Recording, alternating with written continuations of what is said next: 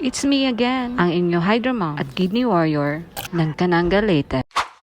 Kada buntag, maudyo niya akong trabaho. Sayo pa kaya mo mata si baby. Dugay kay na siya matug, pero perti ka sayo mo mata. Rapod og na ay trabaho. Langit pagod unta kayo ikato. Mayo pa dili ibangon. Labaw na, tagdugay ko kay makatug. Ikagabi kay hasta pud siya dugay matulog. Magsigi kog alsa niya, kay magsigi lang pud siya kahulog sa iyang unlan. Kung asa ko dapit matug, tupod siya mudot-dot. Sag igo na lang kumusay sa foam. Ako lawas, di ana sa saw. Usahay, igo na lang kumunlan sa palogar pud nga kong prinsesa. Pero sige lang, at least dili siya magpanaganagliho. Makasabot ra ba na siya na siya tapad. Kay hasta siya, adjust na lang. Napud siya hapit muling. Pundo na lang siya usa ka posisyon. Bangon na day para magtimplag didi. Mataan na niya, didi man na siya dayon. Inani mo masikas, balik ra pud na siya katulog. Pilaw ba na siya permi. Bisag pilaw, ubangon na lang jud ang inahan kay para makadidi ang anak. Kay luoy pud kaayo, balik siya tulog nga gutom. Nangatog pa pud ang mga igsuon. Nako sila pukawon. Wala may klase. Tuyang ra jud na sila katog. Kasi gusto ra na sila kanus amo bangon. Bawi-bawi pud ba? Luoy man sad ko. Kay dugay pud ba na sila mga tog. Sigig cellphone. Mao pasagdan lang ini na nako sila. O dere, mag-asikaso na lang jud sad ko. So ang uban diha, gaingon, nahayahay ko na walay trabaho. It's a big no. Kay bisag na ako'y sakit, obligado gihapon. Basta inahan na ka. Bisag na akay paminawon. Lihok gihapon, di ba? Pilaw pa gani ko kayo. Sige lang kog panghuyab. Dami pa jud kayo ikatug. Pero dili naman ko makatug. Kinapa kay mga buhatonon. Balik na day ko sa kwarto. Kay basig matug, nagbalik akong baby. Lain ben siya. Kay pagdugay nimo nga dili mapansin. Balik din na siya katug. Looy pod og dili din makadidi. Yes, modidi pa na siya. Ginatas pa intaw ning akong baby. Sa mga nangutana pila na edad, 10 years old na siya. Og sa mga nakaingon nga lalaki na siya, babay po iyan. Ingon ana lang na iyang buhok. Kay magumok-gumok man iya buhok. Kay permanente ra ba siya higda. Mao mas prefer jud nako. Tupihan siya pang lalaki. Mano-mano lang yan. Baka naman. May racer kayo dyan. Kaya nga ako pinalit sa Shopee. Usara ka agi. Nihabol dayon. Mao karon, mano-mano jud mig tupi. Gunting is the key. Ako dahil nagipagnan siya clip. Kay bugno na kayo siya kamo. Pero mauning nahitabo. Sobra ka sakit. Makita nimo nga nag-ingon ani imong anak. Kung pwede lang unta, ako na lang unta.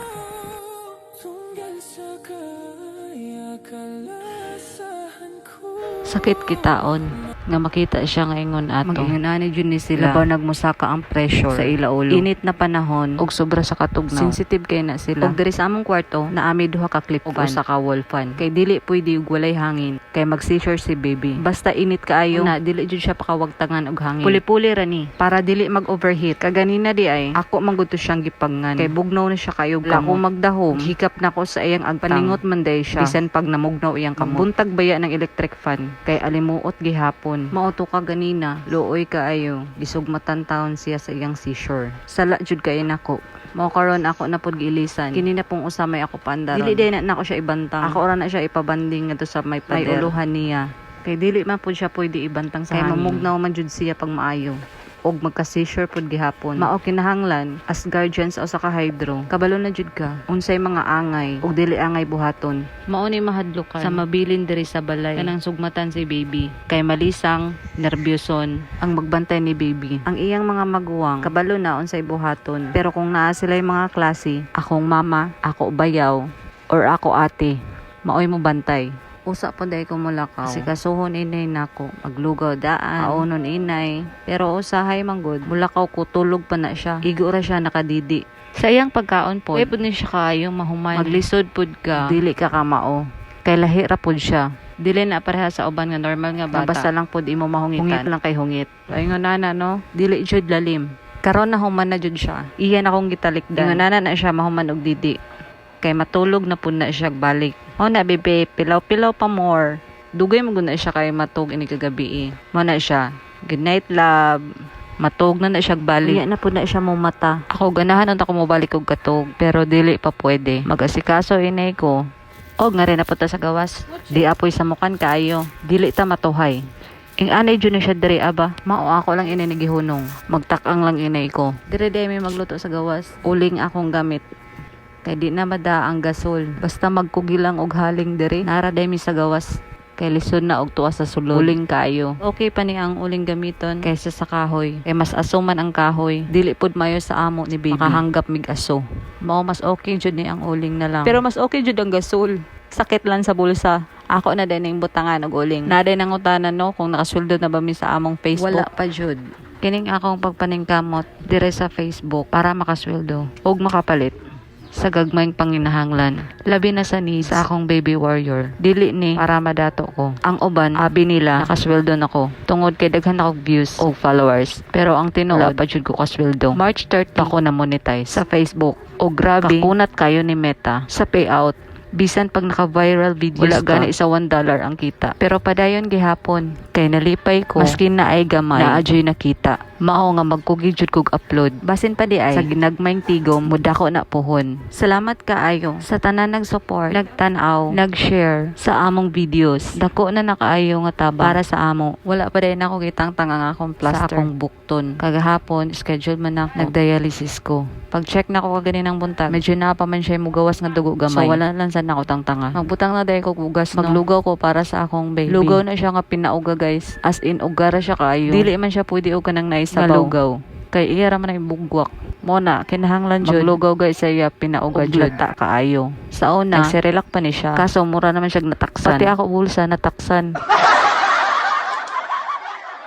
Kayang usa ka karton, usara pod niya kakananan. Pingit jud permanente. Mao karon ako pod giideyahan para makakaon lang pod siya. Ani na lang. Pero mao lagi na kinahanglan pod lata kayo. Dali ra ba ni sila matuklan? Lubatan na lang gud ko. Ang uban mo ingon blender day iya pagkaon. Nakatry siya og blender. Dili gihapon siya makakaon. Kay iyang ipambugwak. Mao na ngita jud kog pamaagi para lang jud makakaon siya. Maayo gani ni karon. Kakaon na siya ug unsay among kaunon. Ug ako na day ni itak-ang kay dugay ra bang magpalata ini. Ako pa lang jud gatikaw-tikaw diri nga tugba ang akong mga kauban kay inig ting klase sila naman po'y mamataog sayo. Ako ra din ni siya pasagdan diri. Igo pod maog daw na siya. Bas na pod ang akong lugaw.